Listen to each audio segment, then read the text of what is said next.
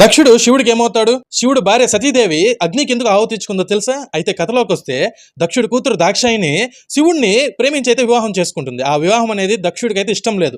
అప్పటి నుంచి శివుడి మీద కోపాగ్నులకి అయితే రగిలిపోతూ ఉంటాడు. అలాంటి ఒక రోజున దక్షుడైతే ఒక యజ్ఞం మొదలెడతాడు. ఆ యజ్ఞానికి దేవతలందరినీ పేరు పేరున పెట్టి ఆహ్వానిస్తాడు. కానీ తన సొంత అల్లుడైన శివుడిని అయితే ఆహ్వానించాడు. కానీ పిలవకపోయినా శివుడు వద్దన్న తన పుట్టింట్లో జరిగే యజ్ఞమే కదా అని చెప్పి సతీదేవి అక్కడికి వెళ్ళి నా భర్తను ఎందుకు ఆహ్వానించలేదని చెప్పి ప్రశ్నిస్తుంది.